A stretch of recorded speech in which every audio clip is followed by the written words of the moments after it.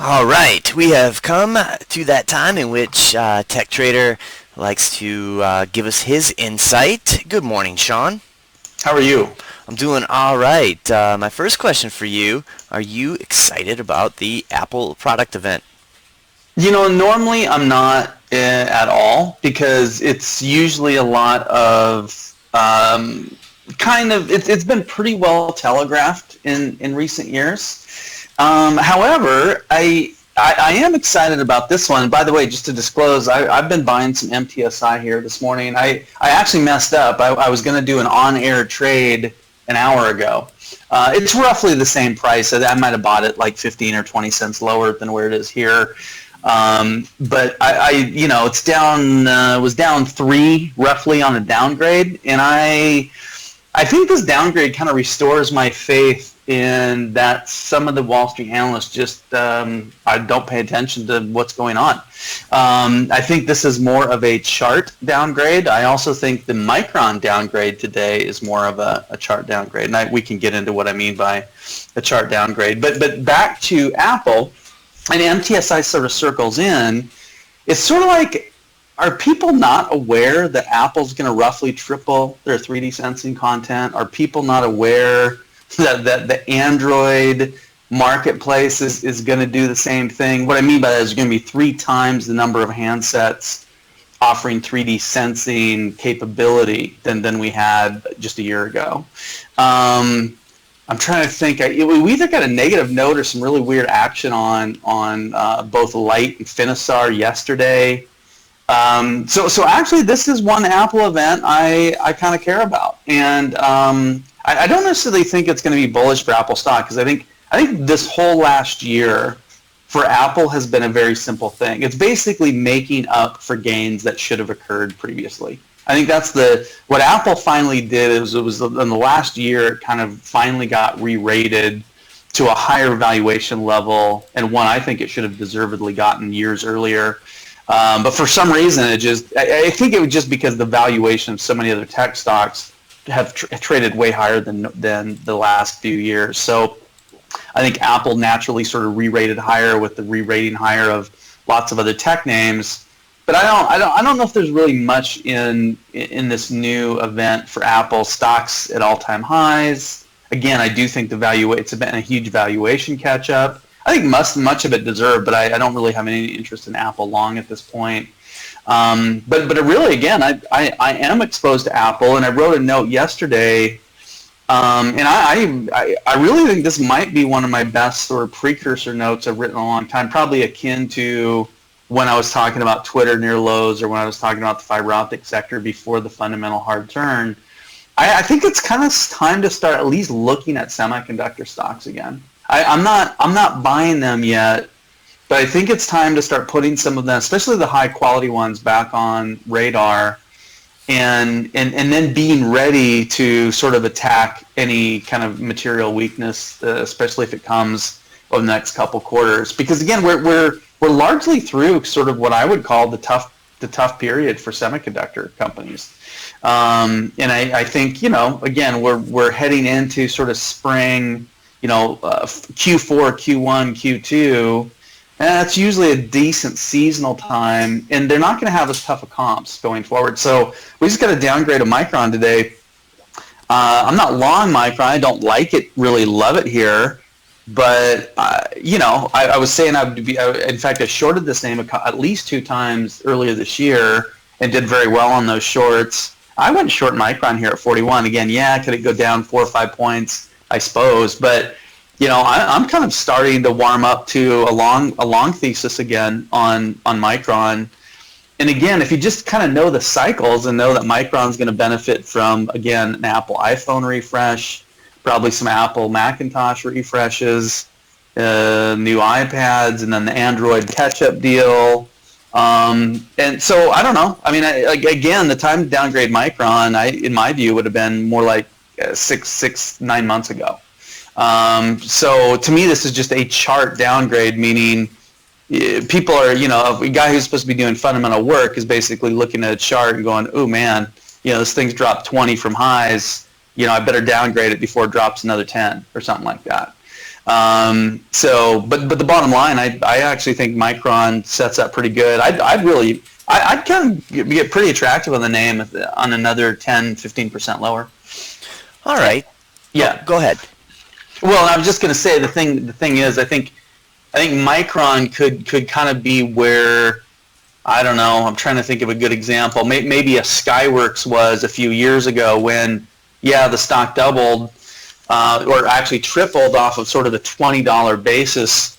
So it was sitting there at 60, 65, something like that. Consolidated for a while, kind of marked some time for a couple quarters. And then, the stock then made the next move and became a $85 to $110 stock. And in Micron, the story of Micron is similar, really, because Skyworks literally went from 20 to 100 on smart M&A. And Micron, their buy of Elpida in 2013 has literally paid dividends for them in the industry ever since. And, another stock that's in the space that's just getting completely tortured again. I mean, people love the stock at 95, and we're still putting out very bullish notes on it. And now it's 55, 57, and now you're starting to see negative notes as Western Digital. And same thing, I kind of think Western Digital is probably through its toughest part of the cycle. The next quarter could be a little touchy for them. But, again, once you get into Q4, Q1, Q2, and then really the next enterprise cycle, so, I'd be pretty surprised if we see a Western Digital kind of revisit that 35 level again. At least not least for quite some time. So that's another one I'm kind of starting to look at too. And again, I just remember. I mean, I remember the Twitterverse, the momentum guys going, "Hey, I'm buying calls on on Western Digital at 95." I remember several analysts raising price targets on the stock. It didn't have very much juice from 95 to 100. So now it's been cut in half, and nobody likes it. And again, this is one of my favorite expressions. It's a much better buy here than it was at 100. So, it doesn't mean it can't go down another 10 or 20%. But again, it's a way better buy at 56 than it was at 106. All right. So, looking at some of these semiconductor names. We saw a few downgrades. Goldman was out with a couple downgrades today. I think Stifel was also there. So you had mentioned that these are chart downgrades. You want to tell us what you mean by that? Well, I kind of just said it. It's basically the guys who are supposed to be doing fundamental work start worrying and focusing more on price action than fundamentals. So, again, they probably should have downgraded it closer to highs than two or three quarters ago. They didn't. Now they're looking at a chart, and the other thing I always encourage people to do. I used to do more of this. I mean, I spend so much time doing my own thing, but it's kind of good to know the analyst that's making a call now. Were they bullish on Micron at 12? Or were they bullish on it at 25? Or were they bullish on it, or did they just upgrade it at 48? Before it went to 60. Because if a guy's downgrading it now and they didn't upgrade it until basically here, why listen to them? I mean, honestly. I mean, now you should kind of look at the bulk of their work because maybe some of the stuff they do is good, but. I mean, that's kind of, I mean, if somebody, hey, I was on Micron at $12. I was on it at 10. I was on it at 14. It was one of my favorite stocks. So, I'm not saying I'm always right on it, but hey, at least I have some credibility on the fact that I liked it before it went five-bagger. As opposed to a lot, I mean, again, I was fighting analysts tooth and nail at 10, 11, 12, $13. There might have been one guy that really liked it. I can't remember. But yeah, I mean, you have to go back and look. But if somebody didn't upgrade the thing till 45, and now they're downgrading at 45, that's zero value add. So the fact that they're moving the stock at all, I'm not saying that person did that. I'm just saying it's good to know those kind of things. If you're somebody who trades on analyst stuff, that's the kind of stuff. That's the kind of info I would want to know. I trade on analyst stuff. I'm more of a buyer. Again, MTSI down 3 on an analyst downgrade. And again, if you just know the group, this is not a good spot to downgrade. I mean, there's a hard turn in the group. So, I have zero idea why somebody downgraded here. Again, you could have downgraded relatively late at 30 or 35, at very late into their down cycle. At least that would have been a value-added downgrade. So who knows? I mean, these guys do whatever they do. I think a lot of the time what they do is they're basically paid to generate volume, trading volume on stocks. So the bottom line is, this is probably I'm gonna keep this downgrade. I think this is gonna be one of the worst downgrades. 3, 4, 5 quarters from now, I think this will be one of those kind of what I call those bottom tick downgrades. I think the Micron downgrade today is pretty bad. Again, that one could work. A Micron could go lower, but again, stock was 63, so you missed 20 points. Downgrading any point before 42 or 43 would have been a better downgrade than today. So I just see a lot of this stuff. A lot of this stuff is so late. That again, I have no idea why people even trade on it, to be honest, most of it. All right. And again, it's a chart downgrade because it's like fear-based. It's like when do a lot of people get shaken out of stuff? They don't get shaken out at the top. They get shaken out after a 30 or 40 or 50% decline. At a point they should hold or probably be buying. They get shaken out and they sell. The analyst downgrades are basically the same. They're worried about momentum and price action. And that sort of thing, and then they'll spin a fundamental narrative around it or on it. But again, I looked at some of the notes on that. I don't agree. I mean, I don't think the sector's moving into a hard thing. I don't think there's overcapacity. Well, there might be overcapacity for 6 weeks, but once the iPhones and the new Androids start selling, and by the way, I don't even know if there's any overcapacity in memory right now. But to the degree there is, it'll probably be soaked up relatively soon. You had mentioned that you're actually excited to hear what Apple has to say as it relates to a lot of the 3D sensing companies, and you mentioned MTSI, LITE, Finisar, and whatnot. What are you most excited to hear? Are you just waiting for them to say something so that the market will catch up on a move, or is there something else out there that you're hoping to hear that will generate maybe a new stock that you might not have heard of or might not have considered before? Is there anything like that? No, it won't be a new stock. It's two things. It's what I call the 2x4 effect. So the 2x4 effect, and we've talked about this many times, is that is sometimes stocks now, especially nowadays, don't move until people are getting hit across the head with a 2x4. In other words, the information is so odd, and in other words, it's out there. It's usually the second or third reiteration of the same thing. And so it's the 2x4 going, hey, fine, if you haven't realized this by now, the 2x4 across the head, it should be your last warning.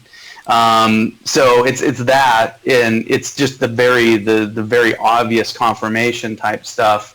But it's more, until I see the devices, I don't know how many Apple devices are going to have 3D sensing. So is it possible it's just one, and it's just their most expensive unit? It could be, in which case that doesn't really change my thesis. It's incrementally less bullish, because the more devices they have that are 3D sensing enabled, the more sales they can have of 3D sensing enabled product. So, and again, I think you're going to see 2 or 3 devices that are 3D sensing enabled instead of just one. But what was the big story a year ago? This is the extreme story. Nobody's going to pay $1,100 for an iPhone. Well, first of all, nobody actually really pays that themselves. It's subsidized. So people pay $100 or $199 or $299 or something, first of all.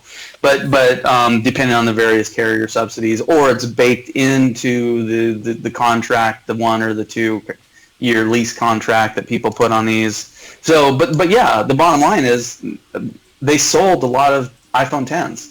So, I do think they I wonder how much more successful the product would have been had it been just $100 cheaper, by the way. I actually think for the first time in Apple's history that I can remember, I think they did kind of misprice something. I think they overpriced it a smidge.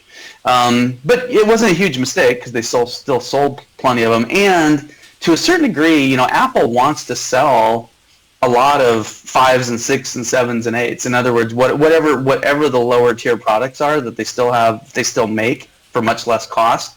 So kind of one of the little secrets, it's not that much of a secret to people that follow the supply chain, but Apple actually gets higher margins on the older phones because the cost of goods on an older device is cheaper.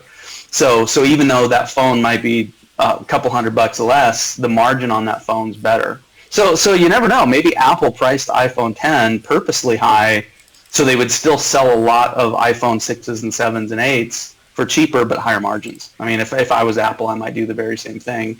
But that's so yeah. I want to see how many products they have that are 3D sensing enabled. And I also want Apple hasn't really spent a lot of time talking about that technology, their roadmap for it, what their plans are for it. Apple's hinted and utilized some AI, some AR, augmented reality, and VR, but they haven't really gone big into that thing, right? So, to the degree they start having commentary about AR, VR, that would also be something that would be interesting to me. But yeah, I think it's just the confirmation, the amount of devices that are 3D sensing enabled. Price points on products, and again, any commentary they have on AR and VR. All right. So, any new updates on a stock like Qualcomm? You got to figure that one. All systems go, bro. Yeah, right? All systems go. There's some controversy there. Everybody I talk to, depending on who they use for their charting system, shows different all-time highs for Qualcomm. So I have several sources I use. I typically, especially for long-term charts, like especially the multi-year, my multi-decade charts, I tend to use StockCharts.com. I mean, hey, full disclosure, they don't pay me, so I pay for their service. It's very, very cheap, by the way. It's like for the money, it's probably one of my favorite charting services. And they have an all-time high around 75. I mean, I think Yahoo has a high of 100. Other people, other traders I talk to and help out have told me they show 80 or 85 on their system. So I don't know. The bottom line is it's closer to all-time highs now than it's been in a long time. Let's assume I'm right and it's 75. This echoes Microsoft breaking its all-time high at roughly $40, and a beautiful thing happens when you get a company like a Qualcomm or a Microsoft or a VMware did the same trade. In fact, several companies have done this. Many companies, but when you get a stock that's been around for a while, it's fundamentally cheap, but it breaks all-time highs, some really, really magical things can happen. And frankly, I messed up on Microsoft because I had eyed that. I was working for different people back then, but I had lined up. I said, probably a really good buy here, really safe buy is Microsoft as it breaks the all-time high. It's probably got 50 to 100% upside. Because the stock has been contained since literally 2000. So, and that's been a monster move. And again, Microsoft was very, very fundamentally cheap at $38 to $40, and Qualcomm's extremely fundamentally cheap here. All systems go. I mean, I probably wished I had more of it. I have a full position. I just wish I had like an overweighted or a big overweighted position in it. But yeah, I like 5G. 5G stocks in fact, Swir had a big move the other day. I didn't see any notes or anything on it. The only thing I heard is that the Wall Street Journal had a favorable 5G article, but I don't think Swir was mentioned in it. But SWIR had a big move, I think just yesterday. Qualcomm's Qualcomm's more of a steady Eddie. I mean, $2 on a $70 stock is not a big deal. But I like 5G, and again, the better 5G does, the better fiber optics will do. So that's another reason why just any downgrade of any fiber optic stock here right now is just really dumb in my view. All right. So outside of MTSI, you're taking advantage of any other moves today? I've been, I've been kind of short-term trading Finisar. I caught it again. I don't even post these. I don't have time. I caught like a 50, 60 cent little clipper yesterday. I could have bought it almost at the same price. I decided to buy MTSI instead. Yeah, I don't know. I mean, if they want to take Finisar back to 19 or below, I'll try that for a trade anytime. Because honestly, if the trade doesn't work, I might just keep the shares anyway. but if I can catch a 50, 70, 80 cent or a $1.50 clipper in hours to a couple days, I'll just take it. Right? I got to pay my bills every month anyway. So yeah, I mean, I again, that had a really nice move on the earnings report. I mean, basically, you're getting the earnings report for free. So I think this is about where the stock was before the day, or the night before they reported earnings. And they had a nice pop, and they've given it all back. There's China tariff in here again. There's Apple tariff in here again. But here's what I've seen a lot of times, and I've seen this year after year after year after year. It is not uncommon to have and I wrote this in my note yesterday, to have algorithmic trading activity rating Apple suppliers literally the day or two before the Apple show and tell event. And I just think that's a funny trade because all they're doing is basically shaking out if somebody's going to get shaken out of a stock, for 2 or 3 points the day before, they probably bought it for the Apple event. But then if they're going to get shaken out of it in a very small move, hey, if I was the algos, I'd do the same thing. I'd shake them out, make them execute their stops, and then my program would be to scoop up and buy those shares and hold it 3-4 days through the event and then monetize the trade. So I say more power to the algos, and thanks for giving me good prices. But I think that's kind of what's happening. I think Skyworks got hammered. And that was in my note. It's down another $1.60 today. I'm probably hoping for 75. I might just have to kind of take the plunge and just put a little bit on of Skyworks, just so I get back long. As I wrote yesterday, I mean, somebody could have bought Skyworks in 2015 and made no money on it for 3 years. So now they would have had to buy it at 100 or higher, which would have been a bad buy. But still, I mean, the stock has produced a lot of really good quarters over the last 3 years, and hasn't really misstepped. So while Apple's gone haywire to the upside, Skyworks, one of its key suppliers, has done nothing. So in fact, for people who are still have Apple, might not be a bad swap. Sell Apple and buy Skyworks. Just kind of talking out loud. Even a Vago, I was very negative on a Vago, quite a number of points higher. I don't know if I'd be short the name. I don't think I'd be long it, but it's not one of my favorites in the group. But again, I don't think I'd be short it here. Because again, next 1, 2, 3 quarters, these guys are going to have very good results. So.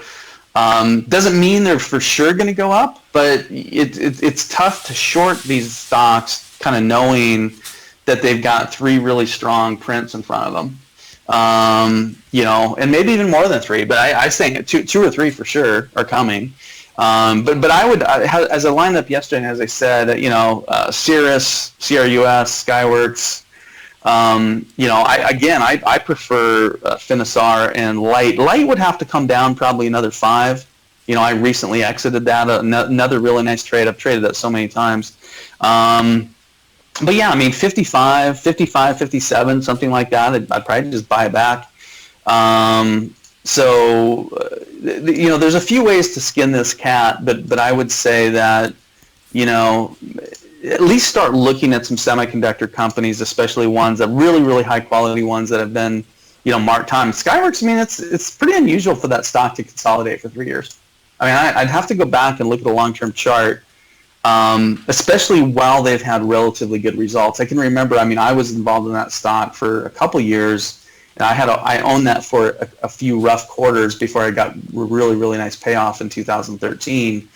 But, it was kind of one of my thorns in my side for almost all of 2012, if I remember right. but they weren't having good results then. They were having kind of mediocre to poor results, and they were just digesting some M&A that they had just done back then. And by the way, around now, they haven't done any M&A for a while, so they're probably really well set up to do M&A again, which has been a big driver for that stock. But yeah, no, I mean, I just kind of think it's funny, we'll see. So I wouldn't be surprised if Apple has a sell the news, but maybe some of the suppliers act a little better. We'll see. All right. Any other new trades you might have on the horizon?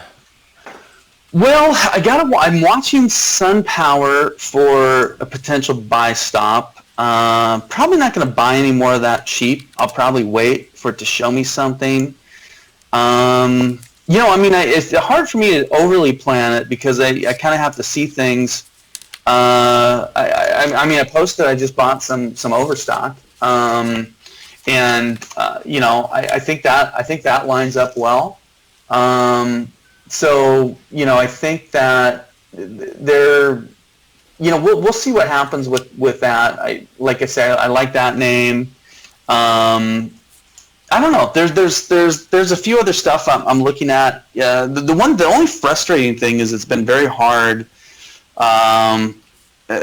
We still have this persistency of trend, and the persistency of trend is incredibly powerful with things like Adobe, right? But we'll see. I'm still staying short some of my crazily valued software names.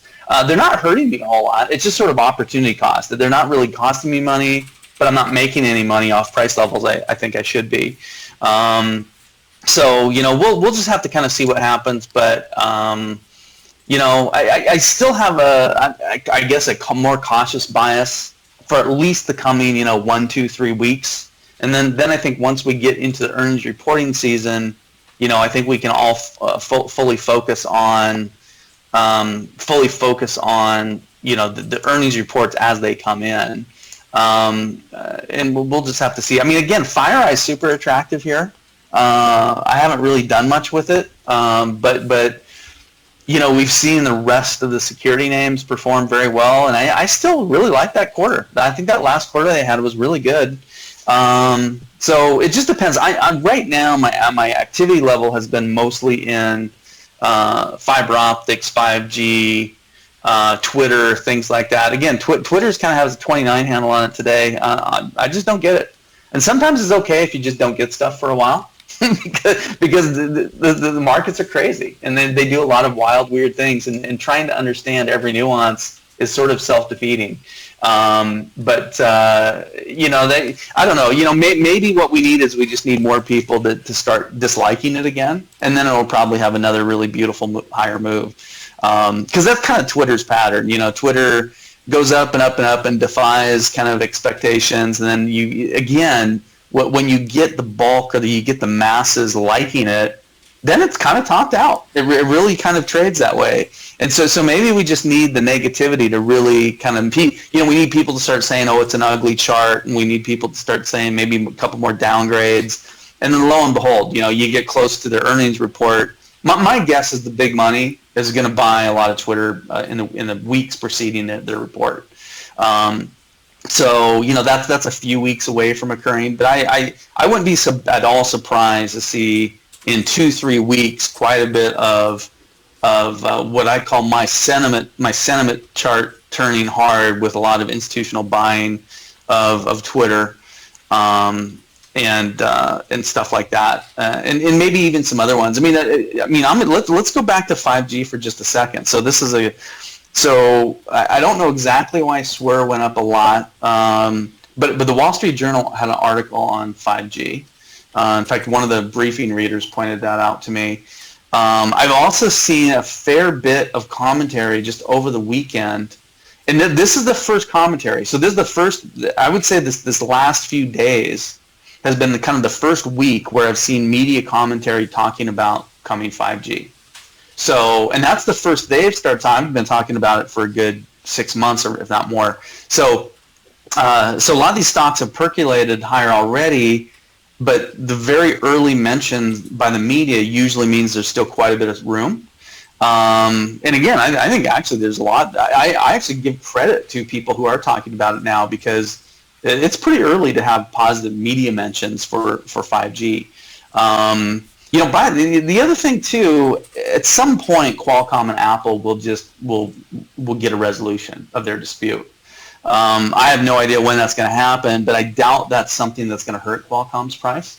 So I don't know. You mentioned trades I might do, even though I don't like buying stuff 20 points above my cost.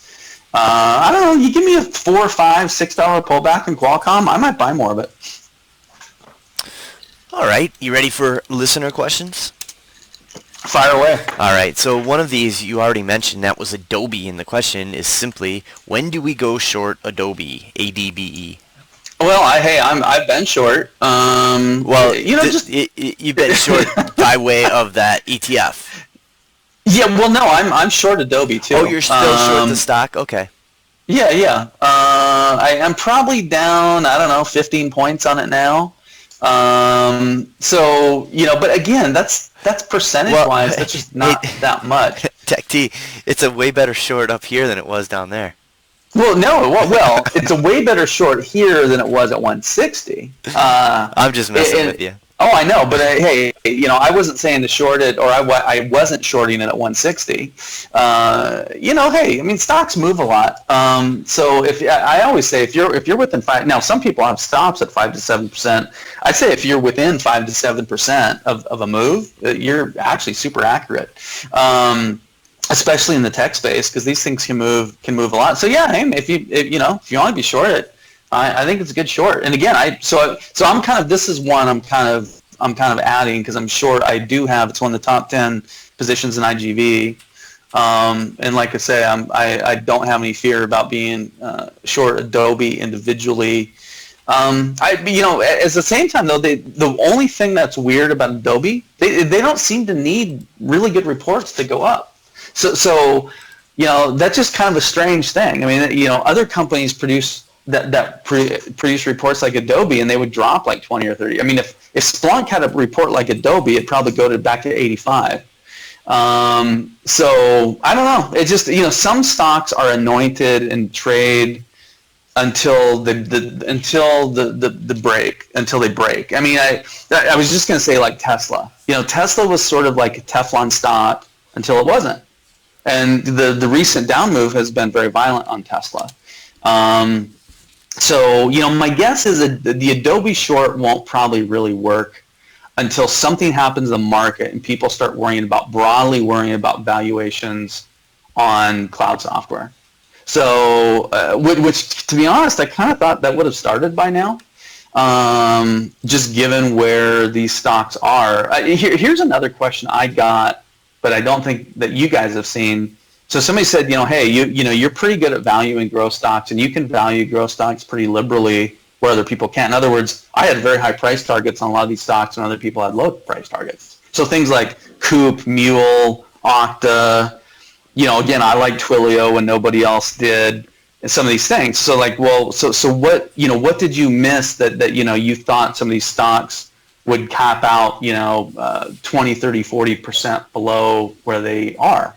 And the answer to that question is, well, hey, I didn't really think we'd have valuations go back to late 90s valuation. Now, it doesn't mean that valuations are similar to they were at the peak in 99. They're not even close. But we really haven't seen these valuations, people willing to pay price to sales ratios and price to EV and price to EBITDA metrics. Well, we haven't seen the willingness to pay these levels in valuation probably since, for sure, late 97 to mid to late 98. Again, we're not at valuations where we were in late 99.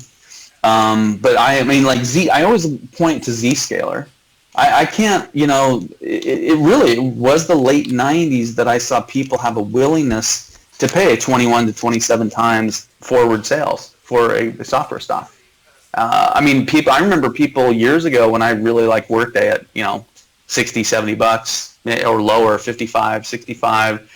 I want to say they had a price sales ratio of like 13, 15, and they have extremely long contracts. So they have huge percent of deferred revenue built in. So they should trade at a higher price sales multiple.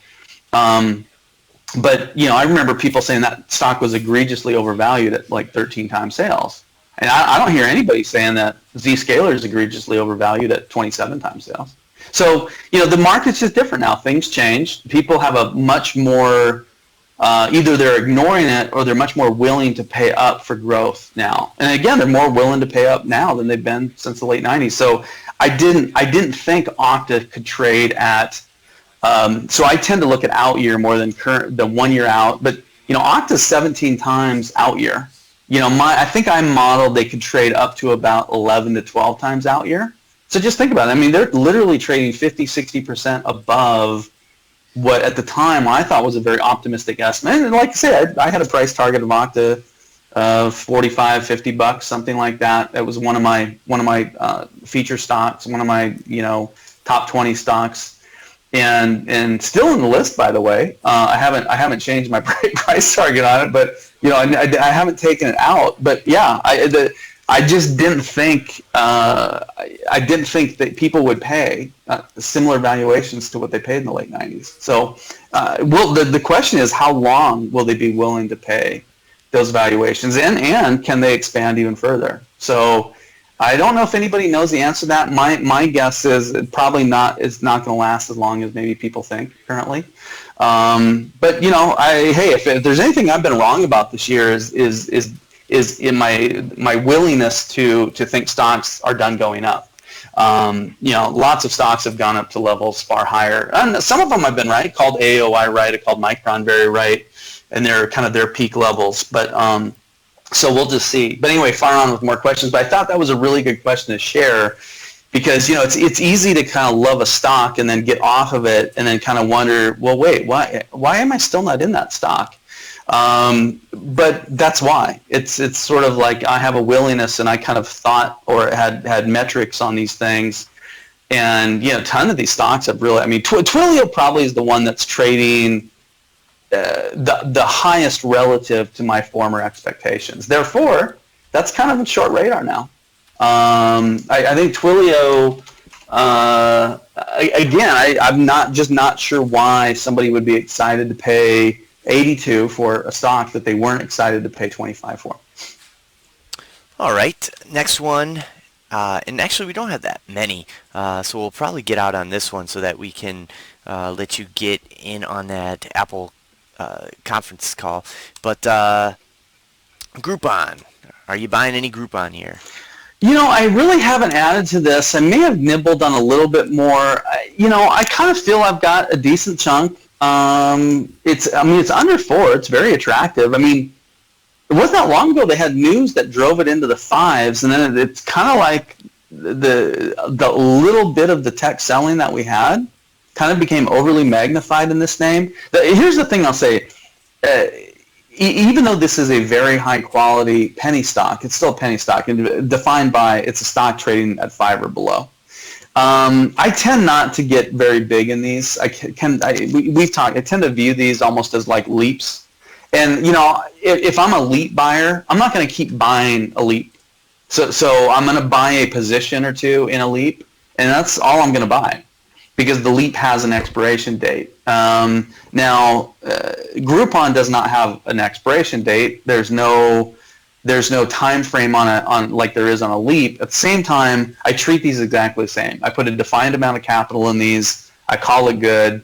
I don't keep adding to them. So now I might, if it gets crazy enough, or if I see a technical chart turn or something like that. But usually on these, I kind of just buy a stake, go with it. And by the way, that's treated me very well, because where other people will get too big in something, and then if it drops another 7 and 10 and 15 and 20%, then they really start getting hurt. And then what do? They start thinking about it. They start worrying about it. It starts infringing on the rest of their life, and they do the thing that's catastrophic, and they sell it at the exact wrong time. And usually they don't sell little, they sell the whole thing.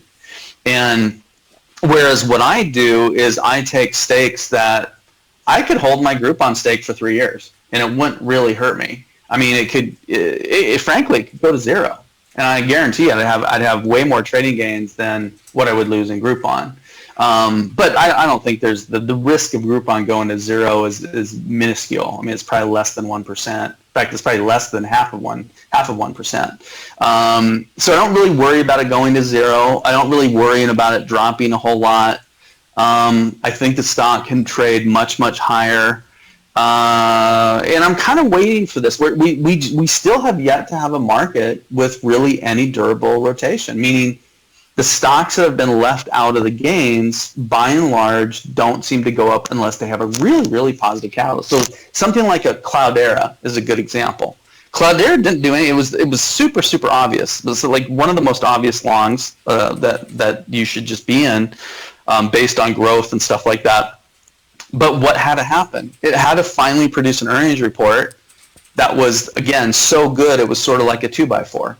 And then so now we've seen a 4-point move in Cloudera, which is a huge percentage move. I mean, you tell me what is that, 30-some%? It's way more than 20%. So probably 35-40%. And the bottom line is Groupon now Cloudera people are interested in it. So what you'll probably need on Groupon isn't a spike on potential M&A, but a spike on good earnings, or maybe somebody taking an investment stake in them and something like that. So, but yeah, I'm very comfortable owning the piece of Groupon I have. I'm not going to own so much that further decline stresses me out. And, I don't want it to go to 250, but if it did, it really wouldn't affect me. And maybe if it got extreme, then I would buy it. And that's the other thing I tend to do. I tend to kind of space things out. And for example, this worked really well for me. I owned some Hortonworks, probably as high as 18. This is a couple years ago. Didn't have a lot of it. Had some. I traded it very well, but I kind of had a leftover piece at 18 from prior trade. Well, what happened? They got hit. They had bad earnings. They got just absolutely shellacked in that tech crash of early 2016. And you know what? I didn't buy it at 16. I wasn't really a buyer of it at 13. Wasn't really a buyer of it at 12. May have nibbled a little more at 12. But I kind of just sat there and watched it. And all of a sudden, I thought actually things started getting better for that stock, that fundamentally. And it was still around 720, 750, 680. And I was actually able to buy a lot of Groupon, or a lot of Hortonworks, like way, way more than my original cost. And I'm talking like 8, 10, 12x more than my leftover piece that I had, like $18, $19. So that's kind of what I do. I probably just kind of do the same thing on Groupon, that I'll sit on a relatively small, relaxing stake. If it ends up paying off big with what I have, that's great. If it doesn't really get too extreme, I'm not sure I'll add to it. I could add on a robust technical turn, what I call my early turn technical trade. That's not setting up at the moment. But I'm probably most likely to add if just something crazy happens. And crazy would be like it selling off another, down to like 250 or 3 or something. Some valuation level that's just absolutely nuts. So we'll see what happens. My view on Trivago is the same. Again, my view on Hortonworks was exactly like that. I kind of played Micron the same way. Well, Micron I really liked, but I first started buying Micron higher. And I probably bought that 4, 5, 6, maybe as many as 8 times. And and that was when it was a hated stock between 16 and 10. Here's the last one I'll close on. I actually think Snap could work for a trade. So the reason is because, again, just think about how long people have had to downgrade Snap. I mean, you tell me, hey, I think that it was a great downgrade from day one of the IPO. When I said when the best pair trades in the market is long Twitter and short Snap, right? Literally on Snap's IPO. But here it is at 9. I think it's at 9 because it got downgraded today. I don't like this name. I do think there is viability risk long term with this name, but they don't have any viability risk for a while because they got a ton of cash from the IPO. But I don't know. I'm kind of looking at this just for a trade. But I don't think this is. But put it this way: 10 to 12ish is not. Snap's not expensive anymore. And then the question is though, do they get a catalyst? That's the thing. I don't like this name. Again, I don't know if the world needs Snap. So I'm not 100% sure Snap will be around in 5 or 7 or 10 years. 5 they probably will be around because I think they do have enough cash to fund them for quite a number of years. But I don't know. This just kind of feels like a very late, ill-timed downgrade, and usually you can take advantage of those. So I'm looking at that as a possible trading long. All right, Snap. Right now, trading around $9. All right, last one, then we'll get you out. eBay. By the way, if you want to talk, I'll talk longer, man. I don't know. It's up to you. But anyway, eBay. What about eBay? Well, this is the last listener question we have. That's fine. But eBay, listener wants to know if it's a value trap. Maybe. I'm going to give you a touche, though. It's a better buy at 34 than it was at 44. Cha-ching! But if you remember, I hate chasing, but I could own PayPal for a decade. In fact, I could own PayPal and then gift PayPal to my charities upon my deathbed. So, honestly, I think eBay should have just kept PayPal. And so why own eBay? But I don't think it's a value trap though, because eBay is a very viable internet retailer. Amazon gets all the credit, all the love. I'd have to go back and I still think eBay is a relatively strong.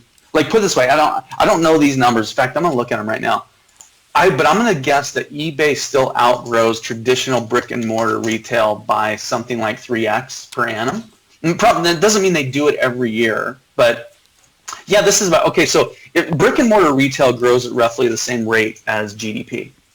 Looks like eBay is growing at about 12-13%. That's definitely 3x. It's 3 to 4x GDP. So to the degree you want a steady eddy, slow growth retail name that can, the stock can work. I actually think eBay is a viable holding. I really do. I think it's a viable holding for people that like steadier, safer, reliable companies. I have bought eBay a few times in the past. I tend to buy eBay whenever the market has a bad correction because I know it's going to be around. And they actually pick up business during times of economic strife. So that's the times they actually see big increases. So eBay is almost a victim of a strong economy because the stronger economic activity is, the more money people have, the richer people feel. They probably use eBay on less incrementally and use other things, pay up and go to stores and go to brick and mortar or buy stuff full price, but not buy used, et cetera, et cetera. So, and by the way, eBay sells plenty of new items too. I'm just saying that, all things being equal, the richer people feel probably the less they use eBay. So I don't know. I mean, I'm not buying it. It's not really on my radar. It is in my stock matrix. It is one of the stocks I value. It's one of the stocks I follow. It's probably about 4 points away from where I would get pretty interested in it. Put it this way. Here's a great way for me to end this one. I'd probably rather buy JD.com right here than eBay. But if eBay went to like 28, 29, 30, I could get pretty interested in eBay. I think it's a very solid, steady company. So yeah, to answer the question directly, no, I don't think it's a value trap. I still probably like PayPal better, even though it's a $90 stock. But PayPal's one. It basically doubled from my projection and hasn't really gone up a whole lot more. And a lot of stocks over the last 2-3 years that have really good growth, they've done way more than double.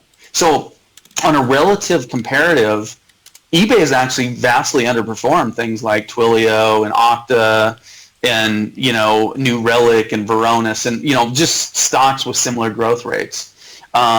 So I prefer PayPal over eBay long term. But right here, right now, for a trade and an investment, I would probably go JD.com over eBay. But I do like eBay. Again, I think wasn't eBay getting a lot of analyst upgrades, like 10 points higher? I think they were. So that's another good kind of contrary indicator. Again, I remember them having a big spike and like lots of love on the stock at like 40 and higher, and those highs didn't last very long. So I don't know. Hey, you get a lot of negativity in the name. Get eBay down around 30 or lower. I don't know. I would be pretty interested in it. But JD feels pretty good to me. I haven't bought it yet, but we've talked about it. That's another reader question. I mean, I think we've been talking the stock for about 10, 15 points of downside. At some point, it's just going to be too cheap for me to resist. That's JD. All right. Well, maybe it's putting in a bottoming pattern here around the $26 area, but still not in it yet, right? No. And you know what? That's going to depend. It's going to depend. I mean, hey, if they keep giving me MTSI on 10, 15% sell-offs and Finisar, especially after the last quarter, under 20 and, Twitter under 30. So it depends. I mean, if I can buy Twitter at 29.50, it's hard for me to buy JD, honestly. Because I'd probably, even though I got enough of it, I'd probably just rather buy it. So we'll see. By the way, stock nobody's asked me about in a while. I haven't changed my view. Still like it a lot. And it's made a nice little initial recovery is Redfin. Haven't changed my view at all. Still haven't sold any of it. And that's the reason I mention this here. It's actually at a technical point where, in other words, it'll be easier to go higher if it goes up like another buck or two. Like once it gets back to about 21, I think the propensity for it to really start going increases. I think so. It's got to kind of claw its way to 21. This is one I might put a buy stop in around like 21.15 or 21.20 or something. But I think if this thing gets back and clears 21, I think it could have a very, very nice move after that point. So that's one I'll kind of add here in closing hour for us. All right. Redfin, nice little bounce from 17 now, almost trading 20. It's down, 0.7% today, but So 21 is your next buy stop trigger on that one? Probably, just because I'm looking at some trend lines. I'm looking at it, but it's just it's kind of how these stocks trade. It's almost like before Twitter went 3x plus off lows. That the first 50% was a really tough haul. Like the move from basically 15 to 22 was like climbing Mount Everest, right? In the heart of winter without your oxygen tank. And then, kind of the higher it went, the easier it was for it to go up. And until it kind of probably overshot. I think the move to 46 was probably an overshoot relative to what they did. So I think Redfin's kind of the same, I think that they put in that crazy kind of extreme low.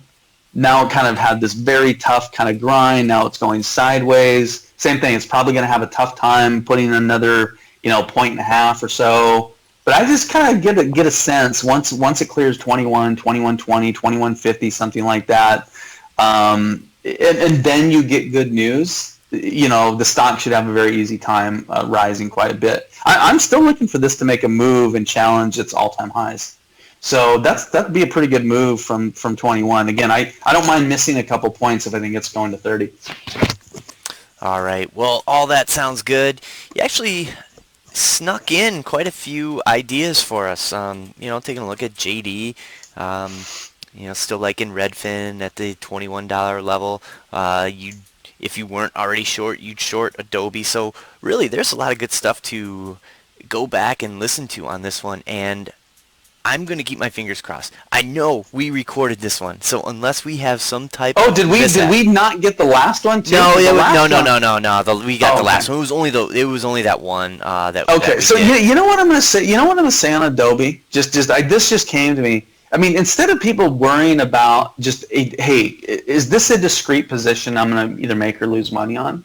View it as a broader portfolio position. How can you work it into your portfolio? Again, this is for people who want to be shorted. Okay, for people who are long and think I'm an idiot, I guess just stay long until you either get stopped out or until it goes down enough that you get scared and then you end up selling at a bad price, right? But for people who want to short it, maybe view instead. Again, I think people get caught up on I'm going to do this trade and this trade's either going to work or not. I think you really decrease your odds of success if that's your mentality. My mentality is, hey, if Adobe goes to 288, what might that do for the rest of my longs, right? So in other words, the pain of being short something is heavily mitigated if you have other things outperforming that thing 2, 3, 4x percentage-wise, right? So I think, and the other thing is you don't have to just do it all at once. I think, and I mean this because nobody thinks, like, everybody kind of trains themselves now to have multiple prices. They'll take a position or buy something. But I think a lot of people look at shorts as okay, I'm going to do this short and that's it.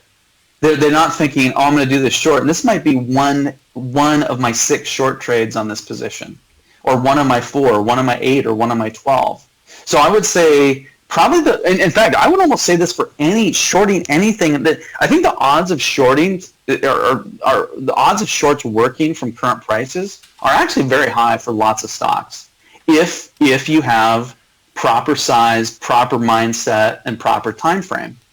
So, but if you're saying, okay, I'm going to put this short on at this price and it's either going to work or not, then that you're greatly reducing your odds. You're basically turning the short into an option trade with a very defined time frame. And again, if you buy options, if you purchase option premium, your 94% odds are that you're going to lose your money. So I think if you look at an Adobe short and say, okay, this is 1/3 or 1/4 or 1/6 or 1/12 of my position, first of all, it's also, hey, how does this position interplay with my other positions? And is it, does it tend to go down when the whole market drops? Does it tend to help me offset other things? So I think, I don't know, I think that's why I've had a lot of success shorting where other people don't, is because, one, for me, it's always a hedge. I haven't been net short for a lot of years. I have been net short several times, but it's been a long time since I've been net short. I'll get net short again. I don't know when, but I think that, for one, it's a hedge. For two, it's never a discrete one-off position, and three, it's never a single short amount. It's never a full short the very first time I do it. And I think if you kind of blend that stuff in, I think your odds of having success shorting, because, hey, what if it takes 6 months for this thing to really crack? I mean, I'm really mad at myself. I mean, my single biggest trade I missed this year is the short Tesla. And I think you and I were even talking about either the day of or the day after or 2 days after the go private thing. And I was on it. I had my view. I mean, I could have done that 5 different ways and made money, and I've been waiting to short the name. And I'm not one to look back, and I'm not one to say woulda, shoulda, coulda, because that's a very bad mentality to get into. But that one hurts. I mean, I should have been short, and I probably wouldn't have got my full position on. But who cares?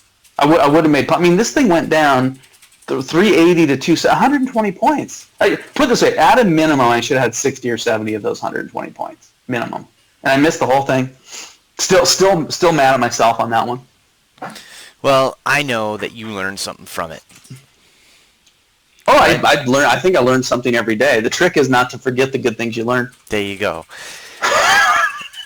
All right, my man. Well, we are just moments away from that Apple event, and let's cross our fingers. Are you guys going to live stream? No, we're not going to live stream news? it, but we will have somebody covering it. We had one of our analysts on, and he will provide some. Well, that's more what I mean. Are there going to be comments as the thing goes? And I believe so. I believe yeah. so. Yeah, he's very thorough on all things. Because I'd rather not listen to it myself. To be honest, I'd rather just read the reports and and deal with it that way. Well, that's why we're here. That's right. That's right.